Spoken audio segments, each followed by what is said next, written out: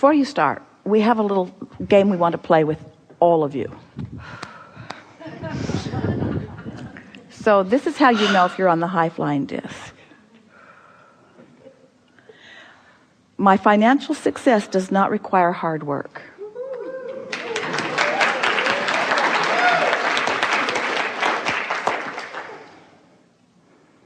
There is no shortage of money or time.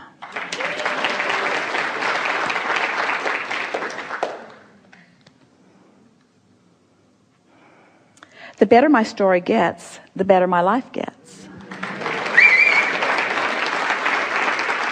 So if you were feeling like you're feeling now, and you just wanted to milk it, it might be helpful for you to read The Law of Attraction Responds to My Vibration. You want the law of attraction to respond to your vibration when you're feeling like this, don't you? I can set my own standards for financial well-being. You can tell this is the money card deck. The physical me is materialized spirit. Doesn't that just feel good? Don't these words feel good to you? I will focus on positive aspects. I can make a career of living happily ever after. I can make a career of living happily ever after. So that's what to do when you know you're on the high-flying disc. In other words, milk it, affirm it, find as many ways to say it as you can, say it to as many others as you can. So what if, we're sort of following through on something that we were just doing before, what if you're on a high-flying disc and you're affirming, and you affirm to someone who's not on a high-flying disc? What happens? Contrast. Sometimes they feel challenged. So sometimes they will begin explaining to you why what you think isn't accurate. But if you're consistently on the high-flying disc, is the universe going to line you up with that person? And even if they did somehow stumble into your experience because they're not solidly there, and they began to say something to you, wouldn't you be able to feel it early on, and wouldn't you know what to do about it? So do you agree that it is not a difficult thing once you're on the high-flying disc to sustain it? And do you think that the second and third and fourth and fifth and 30th and 50th and 60th and 100th and 300th and second year and third year and fourth year and fifth year will be easier than the beginning? Can you feel the momentum in all of that? Can you feel how well along the road you are already? So if you are convinced, we can feel it from you, that staying on the high-flying disc becomes easier and easier, then is the only thing that you might be concerned about being how to get on the high-flying disc. And do you believe us when we tell you you're on it every morning when you first awaken? Yes. We really want to remove from your vocabulary any excuse that you've ever been keeping active for not being on the high-flying disc, because you really are on it every morning until you drag yesterday into today and introduce the resistance from yesterday into today. So we just want to say to you that 30 days and then 60 days and then 90 days of sustaining a sort of momentum will revolutionize your experience, your financial experience, your physical experience, your relationship experience with all people, places, and things. In other words, this is the material that makes up what you call paradigm shifts. This is the sort of thing that makes others who are watching from the outside think that you've had quantum leaps, when really all that's happening is just the next logical step, the next logical step, the next logical step. We just want you to know that it isn't hard and it doesn't take a lot of time, and that today has been a really good beginning place of this understanding. And so we're doing the best sales job that we can in wanting to encourage you to take what you are feeling from this gathering and then apply it to the first 17 seconds of tomorrow, and then watch what happens as you are literally off and running on an entirely new point of attraction. A point of attraction that will allow you to rendezvous with each and every lovely detail that you've been putting into your vortex all of this life experience and beyond. 2 questions. Yeah. On 2 different levels. I'm going to go with the personal one first. Someone in my life thought was my perfect loving partner has exited. He needs time to see what he wants. And that's okay. I respect that, and that's all right. But there's that missing of the physical. Yeah. And I know how to get to that disc. I've been there many times, and I'm there most of the time. And I know what to do to get there. Turn on good music, have the affirmations, whatever it is to get to that level of knowing who I am. And I know that. And I can get there so often, but then I get in bed at night and the body's not there. It's that physical that I miss.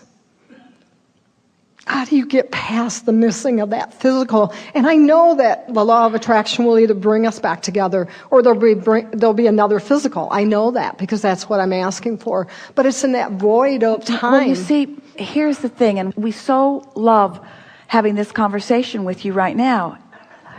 You cannot control whether that person comes and gets into that bed with you or not right now. You don't have the power to control that. Right. And you might not even have the power to not feel sad when you get into that bed. Esther still has moments where she'll open a drawer and it will shock her a little bit. Right. Even though Jerry has made his transition nearly 2 years ago, still that missing comes up. But what you do have control about is what you say right now.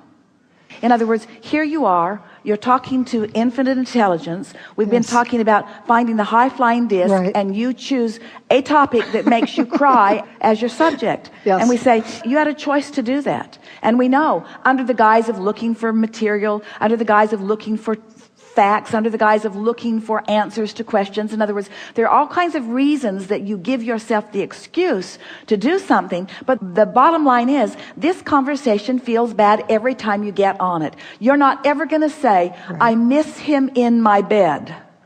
That's just looking for trouble. Those words, I miss him in my bed. I miss him in my life. Well, just go stand by the bed and look where he used to be. Go stand by the bed and look where he used to be. He used to be here.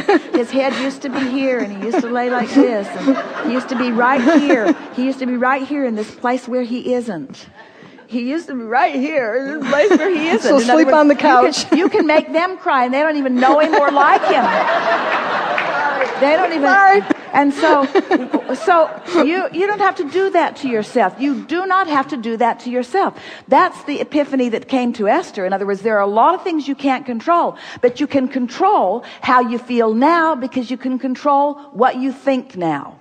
Well, that's the clue. And you just get better at it and better at it. And so you said some things that felt good and you said some things that felt bad. And now you're listening to us, you feel entirely better. Yes, I do. So just don't do that anymore. Just don't go there. I'm not going to go to that place that feels bad. I'm just not going to go there. Why would I sacrifice my high-flying disc when there is a plethora that I could be focused upon? Why am I focusing on the thing that for sure is going to take me from my high-flying disc? And I know this. What am I reaching for? Am I reaching for sympathy from others? You want to rendezvous on the sympathy disc? That's a party.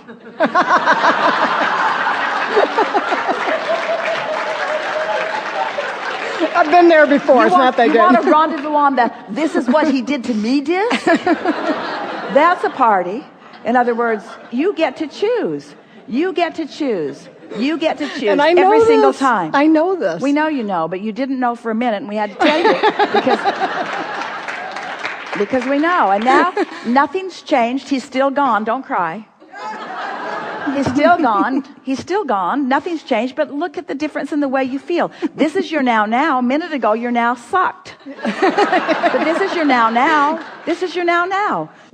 And it's nice to have someone like us who will playfully cajole you back into alignment. But you see, somebody that is in alignment can cajole you for a little while, but you get really old news really fast if you need constant cajoling, because if you've got a friend up here and you're not there and they're pulling you up and pulling you up and pulling you up and pulling you up and you're not going, pretty soon they join you on the sympathy disc. Right. And then, you see. So I want to go there. Things are always working out for you. And sometimes life turns in a way that doesn't feel like it's working out for you, but it always is working out for you. You just have to decide how much you're willing to stand in the shadow while it's working out for you, because you can step out into the bright light anytime that you choose to. You have the power to do that. You know enough to do that.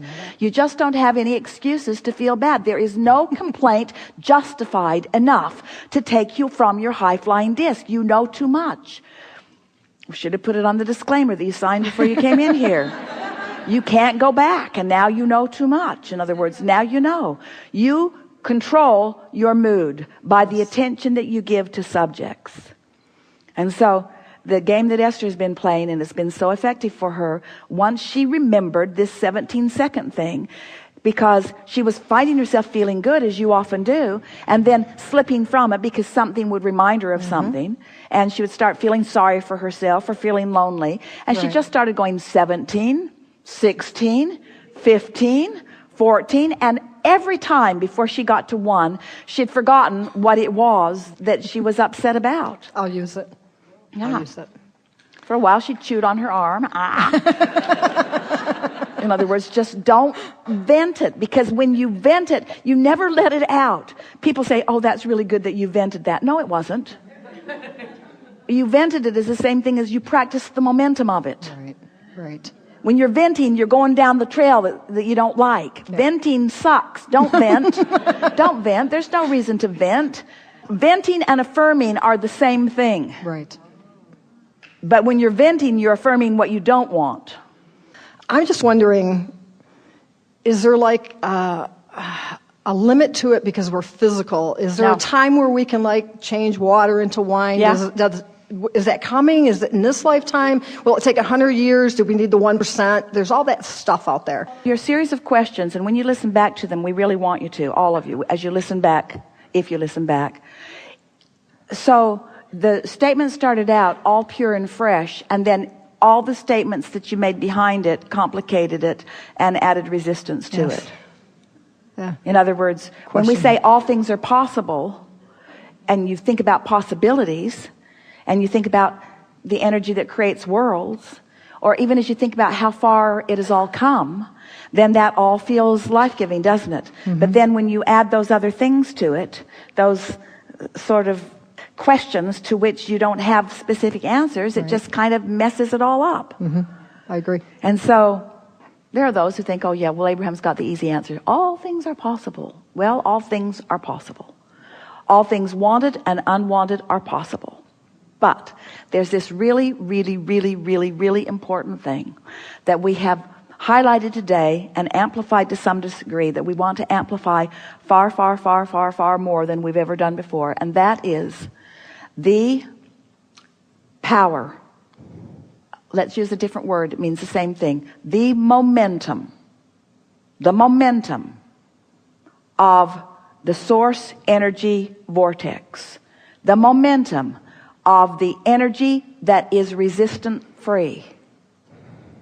The momentum of the energy that is resistant free is dominant in all of the universe. And that's why well-being will always prevail. Excellent.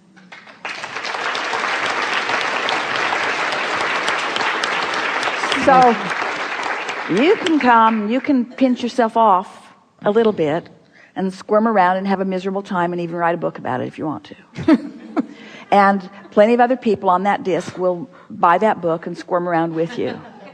But there'll never be enough of you squirming around in that discomfort to be bigger than a small flea on the back of a big dog in terms of your influence on the well-being of this planet and all that is. The well-being is enormous. And you have a choice of getting out there in that surf and practicing the feel of that wave and taking a ride that thrills you, or just getting beat up by the wave. You get to choose that. You see, everybody's choosing that. I'll use the 17 seconds of Esther's. Yeah, that's really good. You'll like that. Yep, I'll use it. Thank you. Yes.